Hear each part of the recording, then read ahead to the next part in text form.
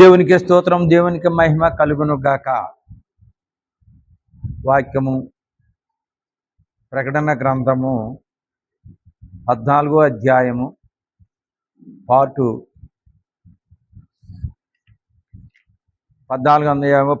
3 మనం ఇప్పుడు చెప్పుకుంటున్నాము. మరి జాగ్రత్త, అందరు కలిసి సబ్స్క్రిప్షన్ చేసి షేర్ చేసి లైక్ చేయండి. ప్రతి బిడ్డలకు కూడా మరి దేవుడు చెప్పేది ఏమిటంటే, ముందు ఈ ప్రకటన గ్రంథం సరిగ్గా అర్థం అవ్వదు, ప్రజలకి చెప్పడం నీ బాధ్యత, తర్వాత నేను చూసుకుంటానని ప్రభు చెప్పారు. మరి సెల్లో యూట్యూబ్లో చూసేటప్పటికి పైకి లాగేటప్పటికి ఇది అర్థం అవ్వదని మీరు తోసేస్తున్నారని ప్రభు చెప్తున్నారు.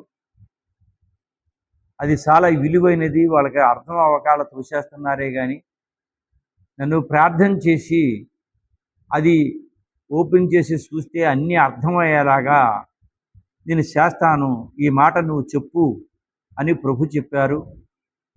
ఇది చాలా విలువైనది ప్రకటన గ్రంథం. మీరు దీన్ని తోసేస్తున్నారే కానీ ఇప్పుడు నెక్స్ట్ జరగబోయే కార్యక్రమాలన్నీ కూడా ప్రకటన గ్రంథంలోని ముందు ప్రభు రాసి ఉంచారు. అది ఇప్పుడు మేము చెబుతున్నాము. ముందు మీకు అర్థం చేసుకునేలాగా ప్రార్థన చేయండి.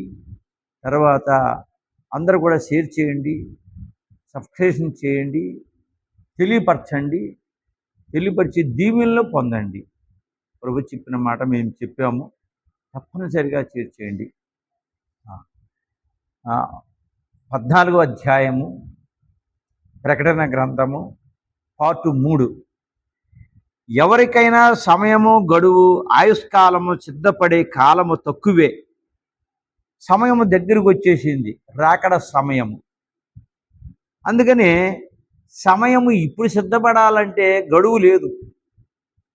ఎందుకని పాత నిబంధన కర్తలు 4,000 సంవత్సరాలు సిద్ధపడ్డా లాస్ట్కి ప్రభు వచ్చేటప్పటికి సిద్ధపాటు లేకుండా చాలామంది మోసపోయి దేవుని యందు రాలేక మిగిలిపోయారు.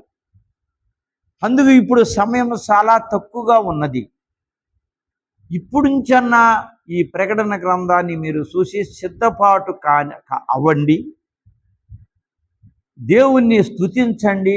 దేవుడు చేసే అద్భుతమైన క్రియలు ఇప్పుడన్నా గ్రహించి ఆ బాటన నడవాలని దేవుని ఉద్దేశం, నా ఉద్దేశం అదే. కాలం చాలా తక్కువగా ఉంది. సిద్ధపాటు మీరు ఇంకా రేపు అంటే అది వెనక్కి వెళ్ళిపోతుంది. రప్షన్ దగ్గరకు వచ్చింది, లాస్ట్ కాలం వరకు వచ్చింది. రప్షన్ అంటే లాస్ట్ కాలం దగ్గరకు వచ్చేసింది. గనుక దూతలకు యేసు ప్రభువునకు విశ్వాసులకు, లోకమంతటికి సమయము తక్కువగా ఉన్నది. దూతలకి, విశ్వాసులకి, బోధకులకి అందరూ కూడా చాలా తక్కువగా ఉన్నది సమయం. ఇప్పుడన్నా స్పీడ్గా వర్కౌట్ చేయకపోతే మనం పరలోక రాజ్యం చేరలేము. ప్రభువు వచ్చే ఈ కాలము భయంకర కాలము. ముందు వచ్చినట్టు కొట్టుకోండి, తిట్టుకోండి, ఈ చెంప కొడితే ఆ చంపేస్తాను అన్న సిద్ధాంతాన్ని మానేసి, గాడిద మీద రావడం మానేసి ఇప్పుడు గుర్రం మీద వస్తున్నారు. అయ్యా నేను మారానని పిల్లి నమస్కారాలు పెడితే ఒప్పుకోరు. మారానన్నా మారపోయినా అప్పుడు మారానంటే నీకు అగ్నిగుండమే కానీ పరలోకం అనేది లేదు. అందుకని ముందుగానే ఇది హెచ్చరిస్తున్నాము. నేను హెచ్చరించడం కాదు, నేనే పాటి వాడిని, మీ అందరికంట వాక్యం విషయంలో చిన్నవాడిని, అన్ని విషయంలోని వెనకాంజం ఉన్నవాడిని. ప్రభు మాత్రం చెప్పమనగా చెబుతున్నాము గనక అర్థం చేసుకొని ఇది వినండి. అనగా ఎవరికైనానో తరుణము తక్కువే. ఎవరైనా సరే, బిషప్ అయినా సరే, ఇంకా అంతకంట పెద్దోళ్ళు, చిన్నోళ్ళు అందరూ కూడా సమయము లేదు. చాలా కంగారు పడి మనం ఇందులోకి వెళ్ళాలి. లోకమా, ఇన్నాళ్ళ నుండి నా సువార్త ప్రకటించబడిన నువ్వు నమ్మలేదు. 65 పుస్తకాలు సువార్తని నలుమూలన బోధకులు ఎంతో శ్రమపడి బోధిస్తున్నారు, కానీ మార్పు రాలేదు మన భారతదేశానికి. ఇప్పుడన్నా ఇది విని మార్పు రావాలని దేవుని ఆశ. సిద్ధపడలేదు. 65 పుస్తకాలు బోధిస్తే ఇంకా సిద్ధపాటు చాలా తక్కువగా అంటున్నారు దేవుడు. ఇప్పుడైనా నువ్వు నమ్మిన ఎడల రాకడలోనికి వెళుదువని బోధకులు చెబుతున్నారు. ఇప్పుడైనా నమ్మి విశ్వసించు, ప్రార్థన చేయి. అర్థం అవడానికి ఇది అర్థమైన తర్వాత చూడు, ప్రార్థన చేసిన తర్వాత నీకు అర్థమవుద్ది. అప్పుడే ఏరు వాళ్ళకి తెలియపరచు. దేవునికి, కుమారునికి, పరిశుద్ధాత్మకు తరుణము అను చక్రము బహు విరివిరిగా తిరిగిపోతున్నది. ఇదివరకు రోజుల్లా కాదు. సమయము చాలా తక్కువ ఉన్నది. రోజులు కూడా స్పీడ్గా తిరుగుతున్నది. అప్పుడే ఆదివారం వచ్చేసిందా, అప్పుడే సోమవారం, ఆ టైపుగా ఉన్నది. అంత స్పీడ్గా తిరుగుతుంది కనుక మనము కూడా అర్థం చేసుకొని దేవుని వెనకాల మనం నడవాలి. లోకము బొంగరము వలె తిరిగిపోవచ్చున్నది అని పండితులే చెబుతున్నారు, మనం కాదు. పండితులు కూడా బొంగరం ఎంత స్పీడ్గా తిరుగుతుందో అంత స్పీడ్గా తిరిగిపోతుంది అని అంటున్నారు. లోక చరిత్ర గబగబా తిరిగిపోవచ్చున్నది. చరిత్ర కూడా గబగబా తిరిగిపోతున్నది. ఏమి జరుగుతుందో ఈ ప్రకటన గ్రంథంలోని చాలా ఎపిసోడ్లు పెట్టి ఉన్నాను, చూడండి. పడమటి నుండి తూర్పునకు లోకము బహు విరివిరిగా తిరుగుచున్నది. తూర్పు నుండి పడమర వరకు 4 దిక్కులు కూడా స్పీడ్గా తిరుగుచున్నది. మనము నెమ్మదిగా హాయిగా కూర్చుండు వీలు లేదు. ఇప్పుడు కూర్చోకూడదు. బోధకులు స్పీడ్గా బోధించాలి. రాకడ వస్తుందనే లోకమంతటా హడావుడిగా ఉన్నది. కానీ కొంతమంది బోధకులు అసలు రాకడనేదే బోధించడం లేదు. నేను చాలా చోట్ల చూస్తున్నాను. పెద్ద పెద్ద వాళ్ళేటి, చిన్న చిన్న వాళ్ళేటి, అసలు రాకడ గొడవే ఎత్తట్లేదు. ఎక్కడ చూసినా మరణాలు, హత్యలు, గందరగోళాలు సృష్టిస్తుంటే ఈ రాకడ కోసం పెద్దోళ్ళు చెప్పట్లేదు, చిన్నోళ్ళు చెప్పట్లేదు, ఎవరూ చెప్పడం లేదు.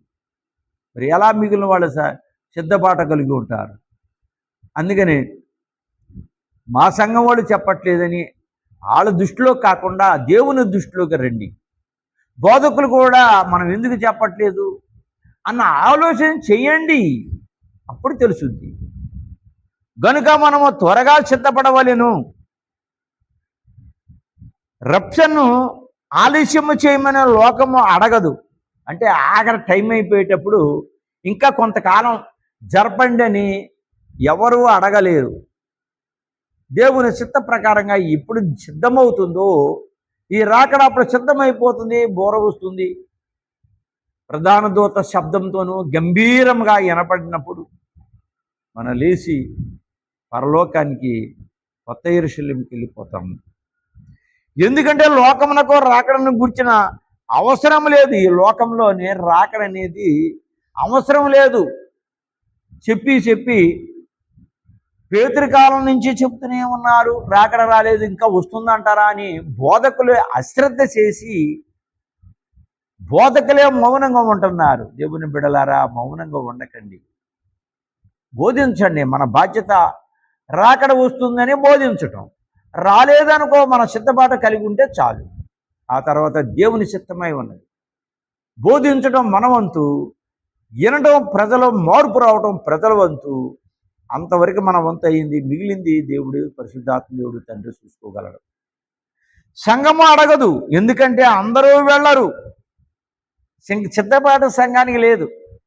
సంఘంలోని కొంతమందికే సిద్ధపాటు. అది ఎవరో ఏమిటని బోధకుడు పరిశీలించాలి. ఎత్తబడటానికి ఈజీగా కొన్ని గుర్తులు ఉన్నాయి. అవి ఇదివరకు ఎపిసోడ్లోనే చెప్పాను. మొత్తం 6-7 గుర్తులు ఉన్నాయి.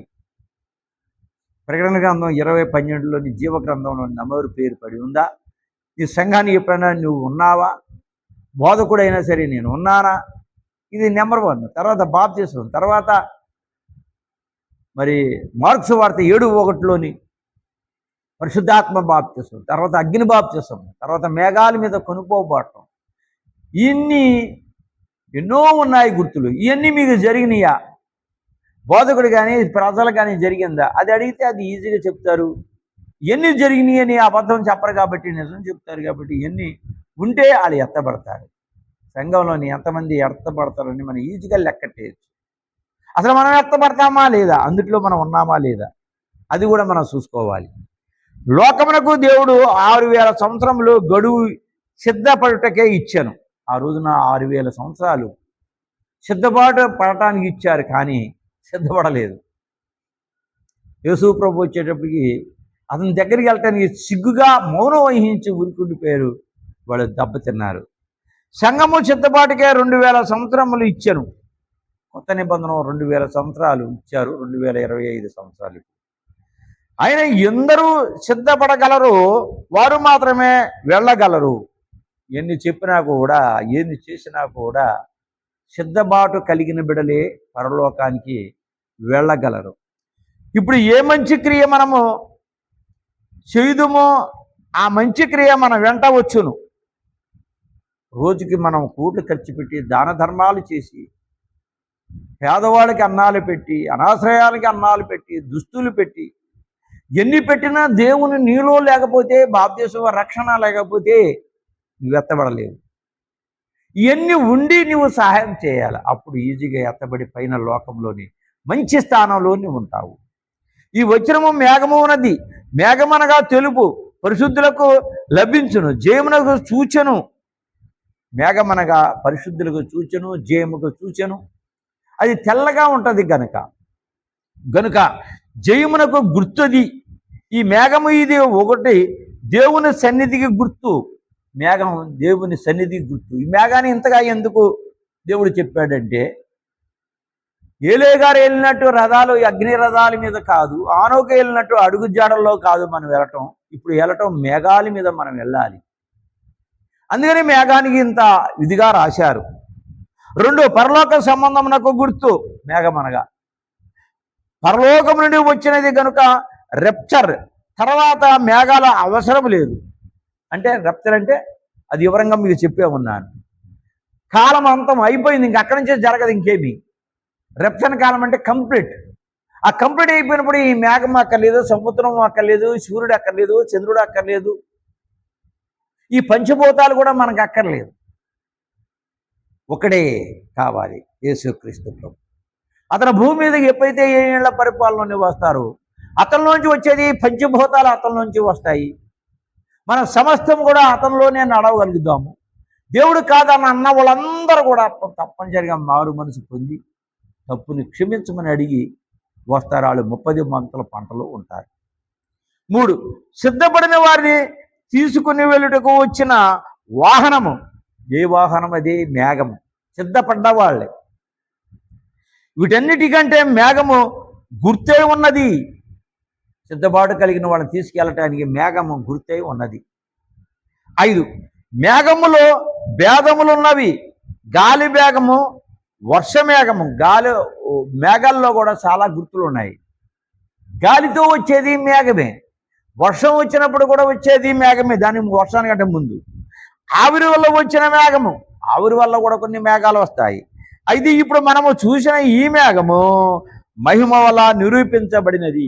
మహిమ స్వరూపము, మహిమ, దేవుని మహిమ, పరిశుద్ధాత్మతో నింపబడ్డ మేఘము మనం తీసుకెళ్లేది. ఇశ్రాయేలు అరణ్యములు ఉండగా సీనాయి కొండపై మేఘము దిగివచ్చాను. ఎవరి మీద దిగి వచ్చింది? తండ్రి మీద దిగి వచ్చాడు. ఆ మేఘాలన్నీ కూడా తండ్రి చుట్టూ కప్పుకొని ఆ మేఘాల్లో నుంచి మోషే గారుతో మాట్లాడారు యెహోవా తండ్రి. ఎందుకంటే డైరెక్ట్గా మనిషితో మాట్లాడితే మనిషి ఎవడో బ్రతకలేడు, కాలిపోతాడు. కాబట్టి తండ్రి ఒక అగ్ని గనుక. అయినా మోషే అక్కడ అగ్ని కొండ మీద వచ్చినప్పుడు దేవుడు అక్కడ దిగిన తర్వాత అగ్ని కూడా దహించింది, కానీ మోషే కాలలేదు. మోషే ఉన్న కొండ, తండ్రి ఉన్న కొండ చుట్టుపక్కల అంటుకోవద్దన్నామో ఆ కొండ, సీనాయి కొండ, ఆ కొండ చుట్టుపక్కల ఉన్న ప్రజలు, జంతువులు ఎవరైతే అంటుకున్నారో వాళ్ళు మరణించారు. వాళ్ళిద్దరు కూడా. మోషే మాత్రం సిద్ధంగానే ఉన్నాడు. దేవుడు ఆ మేఘంలో నుండి దిగి వచ్చాను. మేఘాలు కప్పుకొని వచ్చాడు, దిగి వచ్చాడు అక్కడికి. అప్పుడు భయంకరమైన ధ్వని కలిగాను, ఉరుములు మెరుపులు కనబడెను. తండ్రి వస్తే మామూలుగా ఉండదు. మనుషులు అతనికి జేజేలు పలకక్కర్లేదు, ఎందుకంటే మనుషులు కనబడడు కనుక, అది ఆత్మ కనుక. ఇవి ఎవరు కనబడతాయి? పంచభూతాలు కనబడతాయి. మెరుపులు, ధ్వనులు, శబ్దము భయంకరంగా దేవుడు వస్తున్నాడని ఆడి డ్యూటీ ఆడి కరెక్ట్గా చేస్తాయి. కానీ మానవుడు డ్యూటీ చేయలేడు. కనీసం లేదంటే దేవదూతల స్తుతి చేయమన్న ఒక గంట మనం చేయలేము. ఇవన్నీ కూడా విరుపులతోని ఉరుములతోని దద్దరిల్లిపోతూ ఉంటుంది. మోసే ఒక్కడే ఆ కొండపైకి ఎక్కి వెళ్ళాను. ఆ కొండపైకి ఎక్కి వెళ్ళింది మోసే ఒక్కడే, మోసే గారే. ఇది మొదటి మేఘము. ఈ మేఘములో నేను నుండి దేవుడు మోషేకు 10 ఆజ్ఞలు ఇచ్చాను. 40 రోజులు మోషే గారు పైన ఎందుకున్నారు? 10 ఆజ్ఞలు ఇచ్చేశారు కదా, రాసేసి వచ్చేయచ్చు కదా. అతని చెయ్యెళ్ళింది వేలు, తండ్రి చెయ్యెళ్ళింది. ఆ రాతి మీద రాశారు 10 ఆజ్ఞలు, వచ్చేయచ్చు కదా. కానీ రాలేదు, 40 రోజులు ఉన్నారు. దానికి కారణం ఒక్కొక్క ఆజ్ఞకి 10 ఆజ్ఞలు కూడా అది వివరించడానికి అన్ని రోజులు పట్టింది. అందుకని కింద ఉన్న ఇశ్రాయేలు జనం కంగారు పడిపోయి మోషే ఏడు మమ్మల్ని వదిలేసి వెళ్ళిపోయాడని గుణుక్కున్నందుకు వాళ్ళకి నష్టం కలిగింది. దేవుడు మోషేకు 10 ఆజ్ఞలు ఇచ్చాను. 2, దేవుడు చెప్పగా మోషే గుడారమును నిర్మూలము చేశాను. మోషే చెప్పగా గుడారమును నిర్మాణము చేశాను. కట్టారు, తయారు చేశారు. ఆ గుడారము పైకి దేవుడు మేఘములో నుండి దిగి వచ్చాను. ఆ గుడారంలోనికి మేఘములో నుండి దేవుడు పైకి నుంచి కిందకి దిగిచ్చాడు మందాసంలోకి. మేఘములో దిగి వచ్చిన దేవుడు గుడారంలో మోషేతో మాట్లాడిన ఈ మేఘము అంటే ఆ దిగి వచ్చి మన్నాలోకి వెళ్ళిపోయేటప్పటికి అందులో నుంచి మోషేతో దేవుడు మాట్లాడుతున్నాడు. ఈ మేఘమునకే షెకీనా మేఘమని పేరు. అది మహిమతో కూడుకున్న మేఘము. ఇందాక గాలి మేఘము, వర్ష మేఘము, మంచు మేఘము, ఈ రకరకాలుగా ఉన్నాయి. కానీ మనం దేవుని దగ్గరికి కొత్త యెరూషలేముకి వెళ్ళే మేఘము, మనం తీసుకుని వెళ్ళే మేఘం పేరు షెకీనా. ఈ మేఘం షెకీనా అని దానికి పేరు పెట్టారు. ప్రభు కాలంలో రూపాంతర కొండపైకి మేఘము దిగివచ్చాను. ప్రభు కాలంలో రూపాంతరము కొండపైకి మేఘమే దిగి వచ్చింది. ఆ మేఘములో ప్రభువు నిర్గాయమునుగా గూర్చి మాట్లాడుటకు మోషే ఏలియా దిగివచ్చిరి. దేవుడు చెప్పగా యేసు ప్రభుతో ఏలియా గారును మోషే గారు మాట్లాడటానికి ఆ రెండిటి మీద కూడా వాళ్ళిద్దరు దిగి వచ్చారు. 4, మరణపై విజయము సాధించిన ప్రభువు సాతాను భూలోకం మీద వచ్చినప్పుడు యేసు ప్రభుని చిత్రహింసలు పెట్టారు, బాధలు పెట్టారు యెరూషలేమోళ్ళు.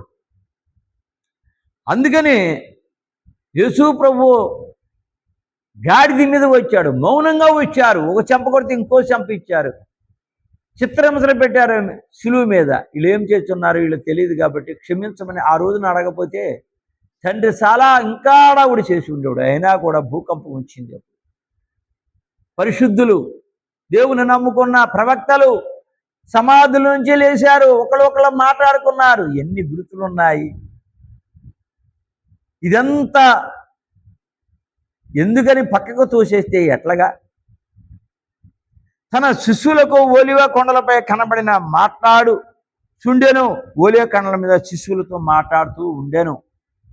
ఒక మేఘము దిగివచ్చి ఆయనను కొనిపోయాను.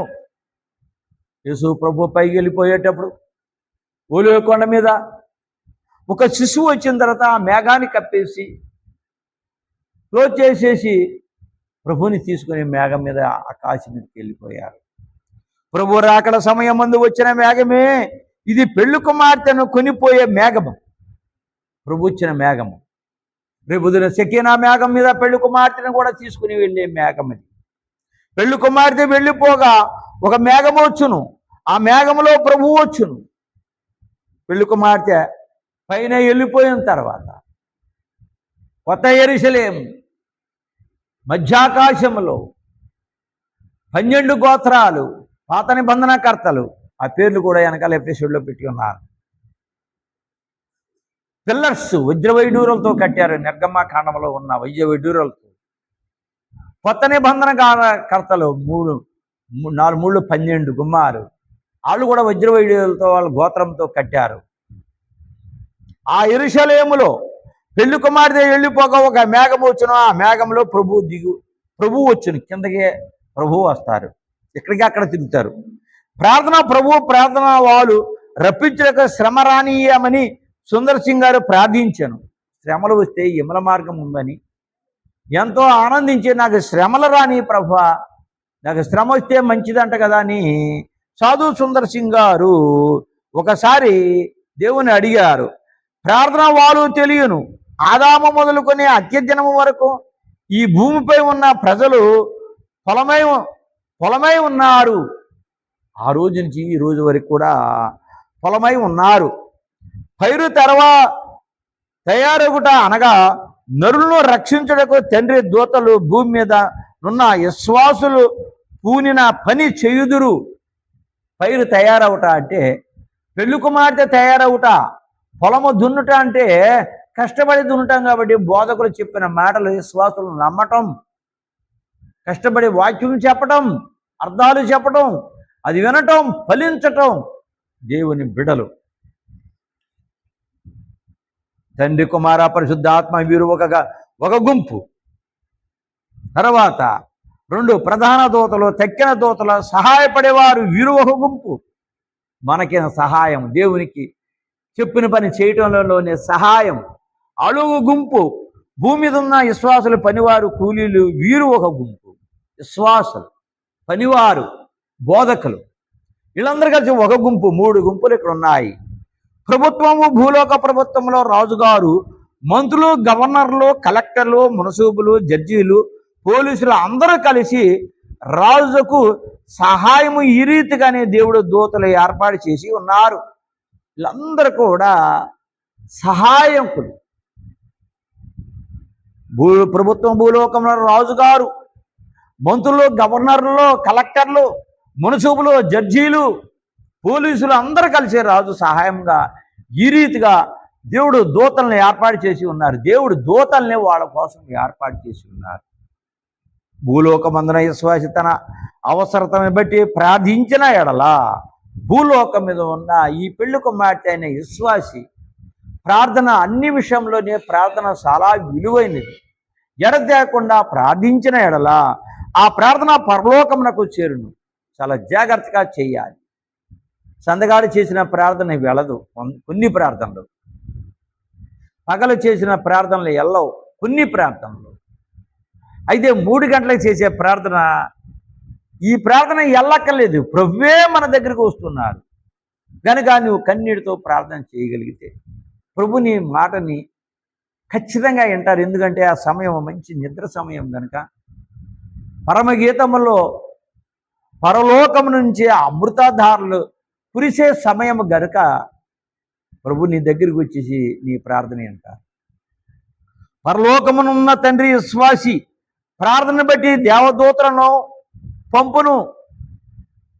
విశ్వాసులు దేవదూతల్ని మన దగ్గరికి పంపిస్తారు. వచ్చిన దేవదూతలు విశ్వాసకే సహాయం చేసి, వచ్చిన దేవదూతలు భూలోకం మీద ఉన్న విశ్వాసులకే సహాయం చేసి తిరిగి దేవుని వద్దకి వెళ్ళి తాము చేసి వచ్చిన పని రిపోర్ట్ దేవునికి తెలియజేయను. భూలోకం మీద ఉన్న సేవకులు దేనికోసం మాట్లాడుతున్నారు? సంఘాన్ని అభివృద్ధి చేసి, సంఘాన్ని అభివృద్ధి చేసుకుంటూ సంఘానికి సంబంధించి ఆనందం కలిగే బోధ చేస్తున్నారా? లేకుంటే దేవునికి ఇష్టమైన, దేవునికి నచ్చిన బోధ చేస్తున్నారా? ఇవన్నీ కూడా దేవదూతలు వచ్చి రాసుకుని పరలోకానికి వెళ్ళి దేవుని దగ్గర రిపోర్ట్ చేసే దేవదూతలు. దేవదూత మన కొరకు ప్రార్థించెదరు. మన అందరి కోసం దేవదూతలు ప్రార్థిస్తారు. దేవునికి మన రిపోర్టు తెలియజేయుదురు. మన కష్టాల్లో, నష్టాల్లో, బాధలో ఎన్ని ఉన్నప్పుడు ఇవన్నీ కూడా దేవుడికి తెలియపరిచేది దేవదూతలు. మనము చెయ్యు తప్పులన్నీ దేవదూతలే లైన వారు పుస్తకంలో వ్రాయుదురు. మనం ఏదైనా తప్పు చేస్తే ఆ తప్పులు కూడా పుస్తకంలో రాసి దేవుని దగ్గర చెప్తారు. ఈ తప్పు చేసిన పుస్తకమే సాతాను దగ్గర, దురాత్మ దగ్గర, గోగు మాగోగు దగ్గర ఉన్నాయి.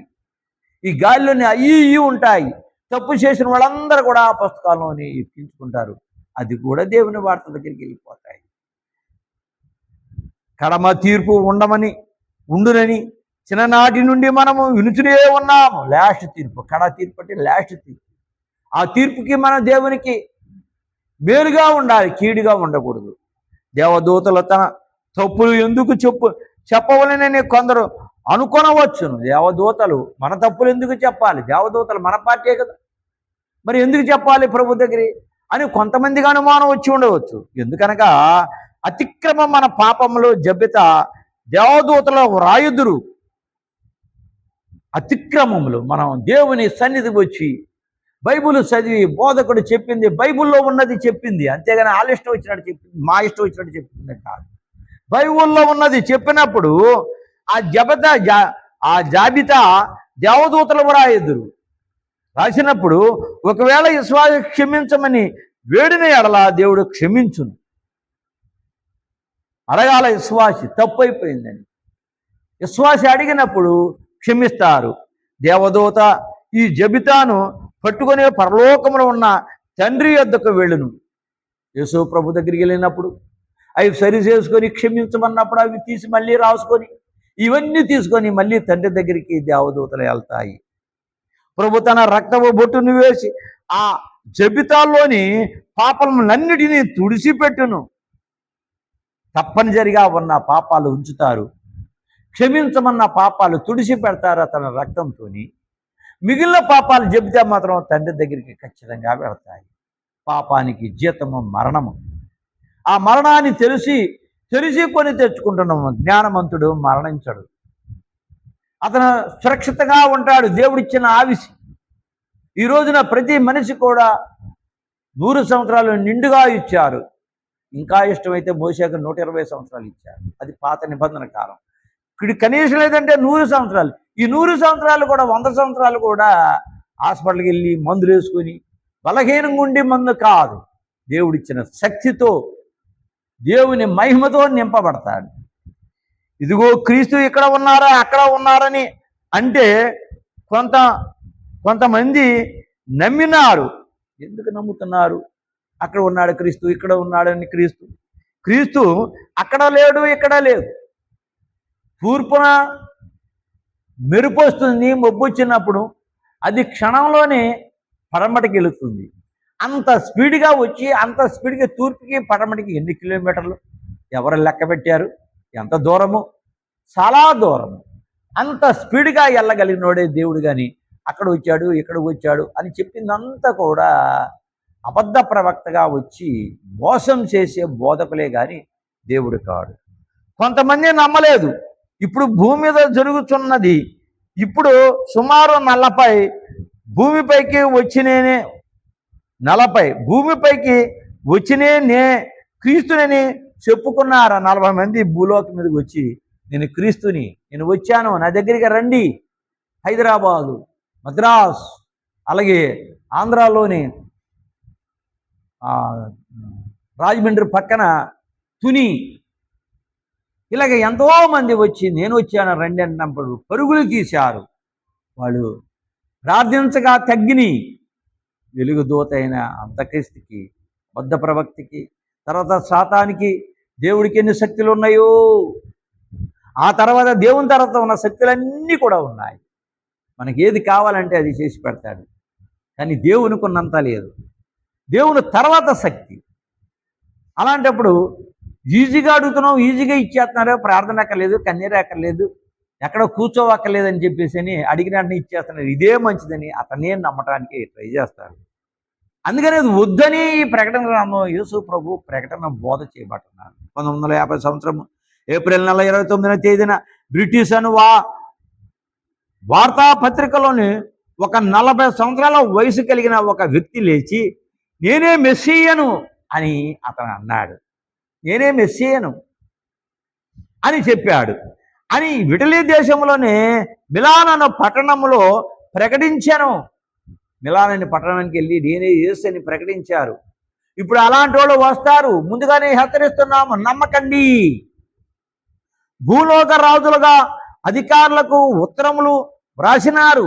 భూమి మీద ఉన్న రాజులకి, సీఎంలకి, పిఎంలకి అందరూ కూడా ఉత్తరాలు రాశారు.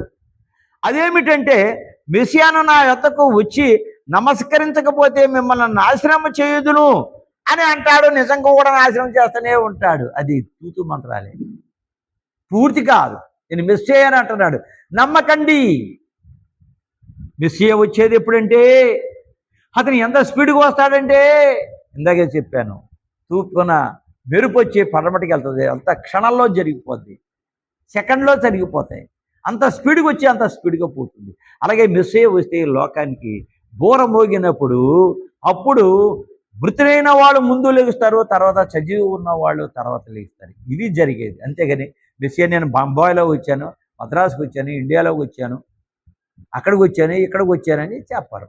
ప్రపంచం మొత్తడికి ఒక్కడే దేవుడు, అతనే మెస్సియా అని వ్రాశాను. విటలీలలో పోలిన అను ఒక వ్యక్తి ఉద్భవించినాడు. విటలోని పోపులతో అధికార తాళపు చెవులు నావి గనుక నాకు ఇచ్చివేయండి అని అతను అడిగాడు. సంఘాధికారము నాది అని అన్నాడు. అన్ని కూడా అడుగుతున్నాడు. రాజులకు కూడా అధికారము లేదు, రాజ్యము నాది వ్రాశాను. ఈ లోకంలో ఎవరు లేదు, సీఎం లేదు, పిఎం లేదు, రాజు లేదు, ఎవరు లేదు, అన్ని అధికారం నాకే, నా దగ్గరికి వస్తేనే అన్న అహంకారాన్ని ఎలా పుడుస్తాడు. పోపు వెళ్ళినందున సరేలే నీకు గడువు ఇస్తున్నాను అని అతడు పోపునకు వ్రాశాను. పెద్ద పెద్దోళ్ళు వచ్చిన తర్వాత నీకు గడువు ఇస్తున్నాను. అసలు బైబిల్ చదివిన తర్వాత పాత నిబంధనలోని యేసు ప్రభు వస్తానన్నా కానీ పాత నిబంధనలోని అన్ని చోట్ల ఉన్నాయి, కానీ మోసపోయారు. ఇప్పుడు కూడా మోసపోతారని ప్రకటన గ్రంథాన్ని విడుదల చేశారు. దేవుని బిడ్డలారా, నమ్మండి, అలాంటి చోటకి వెళ్ళకండి. అలాగే రాజు కూడా రానందున నీకు కూడా గడువిస్తాను అని వ్రాశాను. అతడు అంతక్రీస్తు కాదు కానీ అబద్ధక్రీస్తు. అబద్ధక్రీస్తులో యుగ సమాప్తి కాల మందు లేస్తారనే వాక్యంలో రాయబడినట్లుగా ఇలాగూ నెరవేరుచున్నది.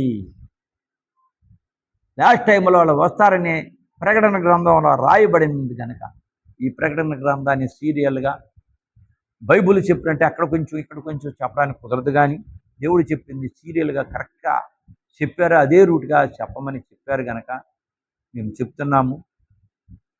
అర్థం చేసుకుంటే ట్రై చేసి ప్రార్థన చేసి ఇది తప్పనిసరిగా చూడండి.